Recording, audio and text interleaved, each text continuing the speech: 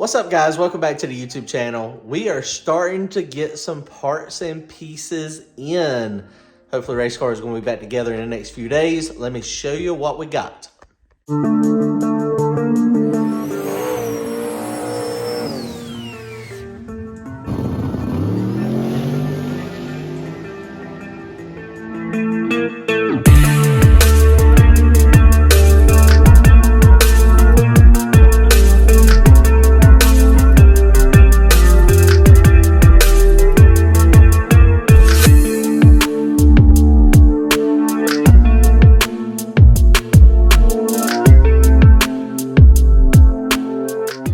I appreciate y'all joining in. If y'all have not already done it, please hit the subscribe button. It helps tremendously.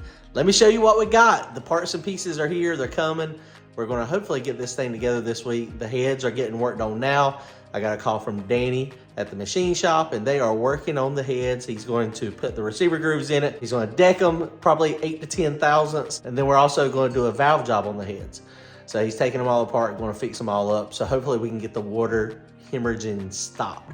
I made a couple mistakes. I have run copperhead gaskets for at least 7 or 8 years, and usually I have not had to do a retorque after hot. And this time it got me. And I also changed kind of how I do my silicone. I usually use silicone and copper coat, and this time I left the copper coat off, and so I think it bit me in the butt. So this time it's going to get a couple cans of copper coat. We're going to torque them like probably 3 times. I'm going to torque them. I'm going to release it, retorque them. Then I'm going to heat them up. And then after it cools down, I'm going to retorque them again. But let me show you what we got planned. We're going to make some changes to the car while it's down. NPK, No Prep Kings, is in Rockingham in less than 2 weeks. So that's our goal. We're going to be working on the car this weekend, hopefully trying to get this thing completed. Let me show you what we got. All right, parts and pieces. We got some head gaskets. I had to order some parts from Summit, so I went ahead and got some of their copperhead gaskets. They're pretty soft. I don't know if you can notice. They were not packaged the best I've ever seen.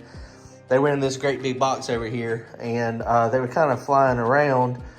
And yeah, it'll be okay though. I think it's going to be fine. It's not like a permanent crease. It's very soft copper, but we did go down in thickness. These are 43 thousandths thick instead of 50 thousandths like we had last time. Something else that we got, new gaskets. Now this is a set of gaskets I haven't used these but a couple of times, and I didn't even realize they had them until I saw Bill from Street Race Channel. He was talking about them. They have it's a 1206 gasket with a steel core, so you don't have to worry about them blowing out. This is something else I'm going to try. This is the exact port of my head.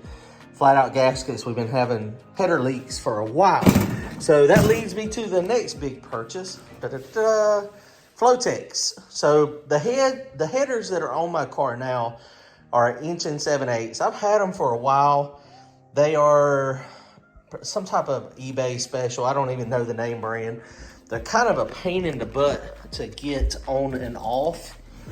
So these are the Flowtechs. This is the part number I got, 1 3/4". My thinking is the 1 3/4 is going to help velocity a little bit in the header and make it so that hopefully it'll spool up a little bit faster.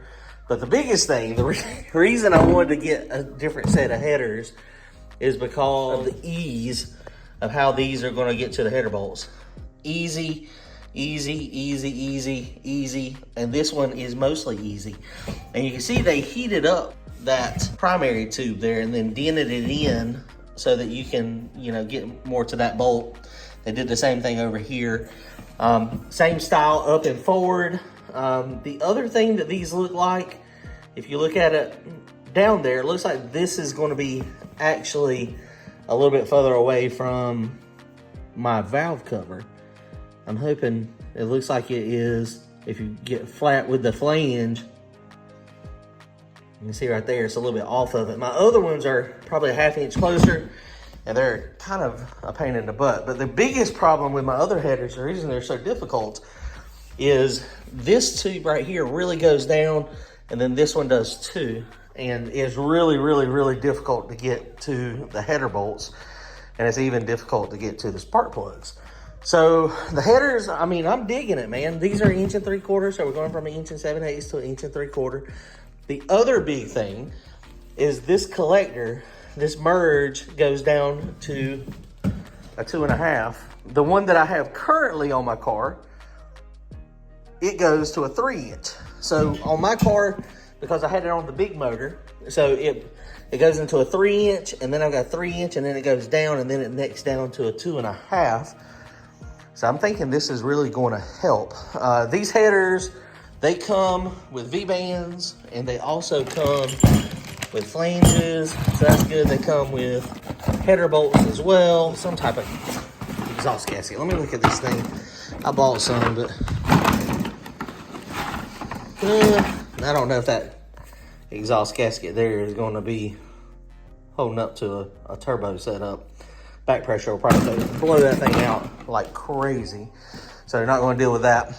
But these headers, man, they look good.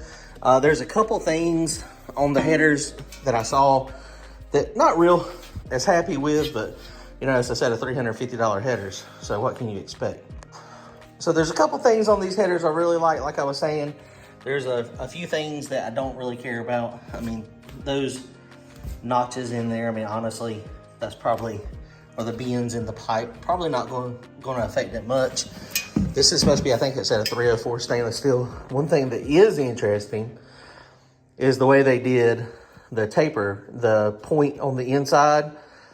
Most of your cheap headers don't actually have that. And so that right there is pretty impressive. You can see they definitely, I shouldn't say they definitely didn't. I don't know if they did or not. I'm not a very good TIG welder, but you can see, oh, that point is really nice. That is pretty cool. It's got a little bit of sugaring down in there on the weld. That is probably just from where it wasn't back purged, or either it lost some of the shielding gas, but not a big deal either way. But that point right there on that merge is really pretty cool. Very smooth transition here. There's no humps. There's no spots that will be disruptive on the flow. One of the things I don't like about these flanges is they don't have the mating surfaces. They don't have the male and female register. So sometimes it's kind of a pain in the butt. I ordered another set of V-band clamps, so I may weld those on. Probably not, because these are actually really nice. So we'll do that, stick them on there. All right, guys, well, I just wanted to show you some of the parts and pieces. We're not sitting on our hands completely. The machine shop to get done with the heads. He called me today, he's working on them. So hopefully in the next couple days, he will have those back to me and we can get these things completely put together, put the car back together and be ready for MPK. Not gonna get to test this weekend. We're gonna redo the turbo. I'm gonna turn it sideways. Not real happy with the amount of weight on the turbo kit, all the piping. So we're gonna try to simplify it and make it better. All right, guys, real quick update. Comment, like, and subscribe. And I guess this is actually an overview of the Flowtech up and forward headers. So y'all will see how they work out in the small block Chevrolet. I'm digging them. For the price, you can't beat it. All right, guys, comment, like, and subscribe. See y'all soon. Later.